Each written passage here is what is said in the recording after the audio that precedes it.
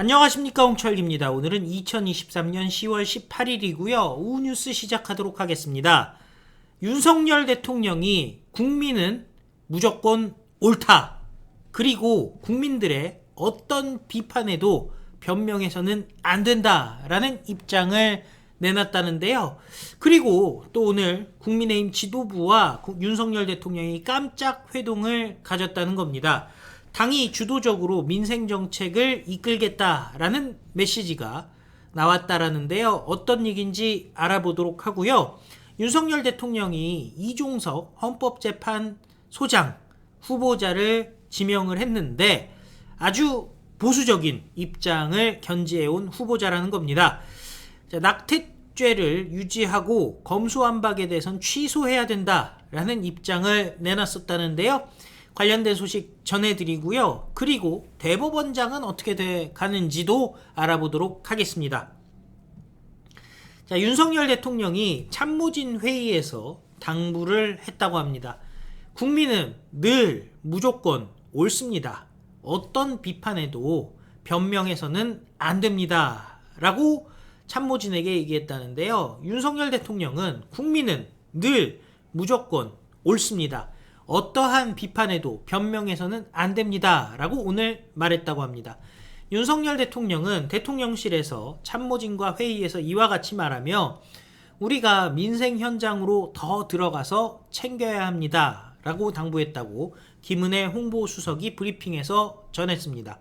대통령실 고위 관계자는 윤석열 대통령의 발언이 서울 강서구청장 보궐선거 패배와 관련된 것이냐라는 기자들의 질문에 대해서 정치에서 민심은 천심이고 국민은 왕이라면서 늘 새기고 받드는 지점이 있다며 이것에서 크게 벗어나지 않았다라고 생각해달라라고 답했습니다.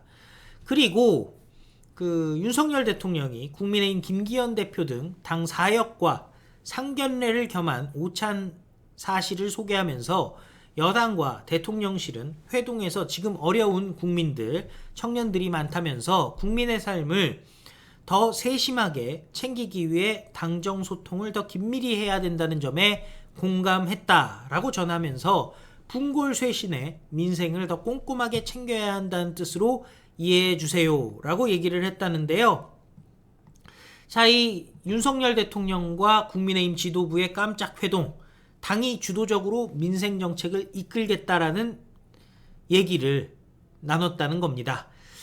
국민의힘 지도부가 윤석열 대통령을 만나서 주요 정책에서 당이 주도적으로 이끌겠다라는 입장을 전달했다는 겁니다. 강서구청장 보궐선거 패배 이후 지도부의 진용을 개편한 여당이 내년 총선을 앞두고 표심에 영향을 주는 정책 결정에서 주도권을 갖겠다라는 뜻으로 윤석열 대통령도 사실상 이를 받아들인 것 아니냐라는 얘기가 나오고 있습니다.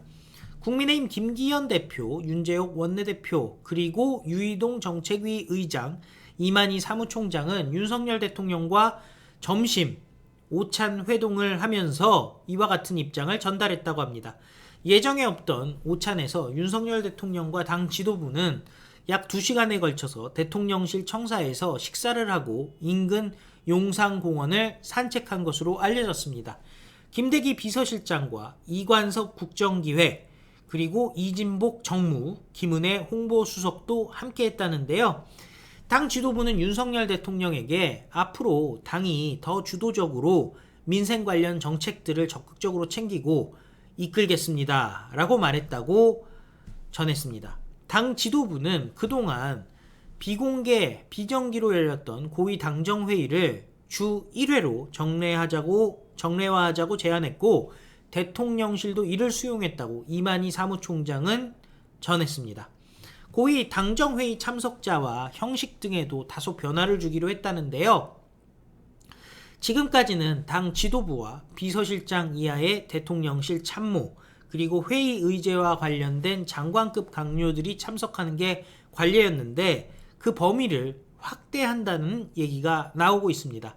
오찬 참석자들은 지금 어려운 국민들, 좌절하는 청년들이 너무 많다며 국민들의 삶을 더 세심하고 살피고 챙겨야 된다라는 데 공감을 이뤘다고 지금 그 국민의힘 관계자가 전했는데요. 자, 윤석열 대통령과 당 지도부의 오찬 회동은 김기현 대표가 제안하고 윤석열 대통령이 이를 흔쾌히 받아들이며 성사된 것으로 알려지고 있습니다. 윤석열 대통령을 비롯한 참석자들은 오찬과 산책을 하면서 민생과 당정 소통을 주로 강조했고, 선거 결과라든지 총선에 대해서는 자세하게 대화를 하지 않은 것으로 알려지고 있습니다. 다만 의총에서 나온 의견들을 당 지도부가 간추려서 윤석열 대통령에게 전달했다는 후문도 나오고 있습니다. 최종적으로 의원들이 컨센서스를 이뤘다는 윤재옥 원내대표의 결론이 전해지고 있는데요. 윤석열 대통령과 여당 지도부의 오찬 회동이 언론에 공개된 것은 대통령 취임 1주년을 맞은 지난 5월 10일 이후 5개월 만입니다. 당 지도부는 어제 대통령 직속 국민통합위원회 만찬 행사에 참석하기도 했습니다. 자, 거기서 윤석열 대통령은 우리가 반성해야 된다라는 입장을 내기도 했었는데요. 자, 과연 당정 관계, 결국 윤석열 대통령이 한번 해봐라 라고 당에게 기회를 준 것인데요. 그동안 많은 분들이 도대체 당이 하는 일이 뭐가 있느냐, 윤석열 대통령 혼자 무슨 고생이냐, 많은 분들이 지적해 오신 부분, 이번에 국민의힘이 한번 마지막 기회를 얻게 된 것 같은데 최선을 다해서 윤석열 대통령 혼자 일한다는 얘기 더 이상 나오지 않도록 일을 열심히 하고 민주당과 제대로 싸울 수 있었으면 좋겠습니다. 자, 이종석 헌법재판소장 후보자가 헌재에서 그간 낙태죄 유지 그리고 검수완박에 대해서는 취소를 해야 된다는 등의 보수적인 의견을 내왔다라는 기사가 나왔습니다. 새 헌법재판소장 후보자로 지명된 이종석 헌법재판관의 청문회에서는 법관으로서 그동안 드러내온 성향, 윤석열 대통령과의 친분 등이 쟁점이 될 것으로 보인다는 겁니다. 이종석 후보자는 자유한국당 추천으로 2018년 재판관으로 취임한 이래 5년간 꾸준히 보수적인 의견을 내왔습니다. 2019년 헌재가 낙태죄를 규정한 형법 269조, 270조의 7대2 의견으로 헌법 불합치 결정을 내릴 때에도 다수 의견에 반대하며 합헌 의견을 낸 바가 있습니다. 이종석 후보자는 당시 자기 낙태죄 조항으로 임신한 여성의 자기결정권이 어느 정도 제한되는 것은 사실이나 그 제한의 정도가 자기 낙태죄 조항을 통해 달성하려는 태아의 생명권 보호라는 중대한 공익에 비해 결코 크다고 볼 수가 없다고 주장한 바 있습니다. 그리고 올해 3월에는 이선혜, 이은혜, 이영진 재판관과 함께 검수완박을 취소해야 된다고 주장하기도 했습니다. 당시 이종석 후보자는 개정 검찰청법은 준사법기관으로서 검사의 직무상 객관성과 중립성을 훼손해서 그 소추권 및 수사권의 본질적 내용을 침해한다며 법적 효력을 제거해 침해된 검사의 권한을 즉시 회복해야 할 필요성이 큽니다. 라는 의견을 내놓기도 했습니다. 그리고 공수처에 대해서도 권력 분립에 반한다면서 미래통합당 의원들이 낸 헌법소원 심판에서도 재판관 9명 중 위헌 의견을 낸 3명의 편에 서기도 했습니다. 그리고 이상민 장관 탄핵 사건의 주심을 맡으며 재판관 9명 전원일치 의견으로 국회 소추를 기각하는 역할을 이끌어내기도 했습니다. 자, 그런데 민주당에서 또 억가를 할 수도 있다는 건데요. 윤석열 대통령과 서울법대 79학번 동기로 대학 시절 같은 반 소속으로 친분이 두터웠으며 법조계에 진출한 뒤에도 관계를 유지해온 사이라는 것이 알려지고 있는데요. 이에 대해 민주당이 공격할 가능성이 있다는 건데, 능력 있는 사람, 성과를 낸 사람, 윤석열 대통령 입장에서 최고의 법관을 재판관으로 임명하겠다는데 민주당이 이번에도 부결을 시켜버린다면은 국민적 분노가 폭발할 거라 생각합니다. 대통령실에서 대법원장에 대해서도 열심히 찾는 중이다 라는 입장을 내놨습니다. 대통령실은 대법원장 지금 열심히 찾고 있다면서 빠른 시일 내에 국회 동의를 얻겠다라는 입장을 내놨습니다.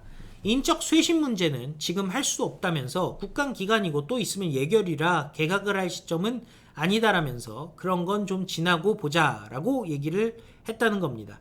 윤석열 대통령이 기자회견 혹은 타운홀 미팅 등에 나설지에 대해서는 국민 여러분의 의견을 많이 듣고 있다면서 대통령이 얼마 전에도 현장 소통, 당정 소통을 많이 말씀하시지 않았습니까?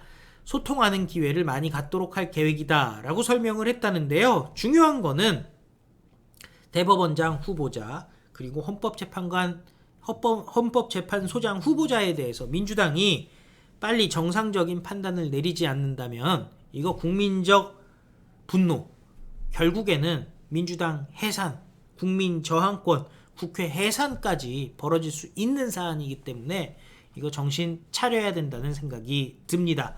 시청해주셔서 감사드리고요. 또 필요한 뉴스 여러분들께 다시 찾아뵙도록 하겠습니다. 다 같이 외치겠습니다. 우리는 승리합니다. 감사합니다. 안녕히 계십시오.